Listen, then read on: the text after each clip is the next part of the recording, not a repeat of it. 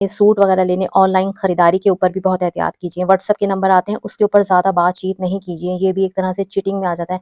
आपको जितनी इन्फॉर्मेशन लेनी है सिर्फ वो लीजिए, एक से दूसरी बात नहीं, चाहे वो डिलीवरी बॉय का आपके पास कॉल आए, चाहे आप उनसे बात कर रही हैं। इस चीज़ के अंदर अपने लहजे में सख्ती रखें, ज़्यादा बेहतर है कि आप सिर्फ टाइप मैसेज के ऊपर टू द पॉइंट बात करें।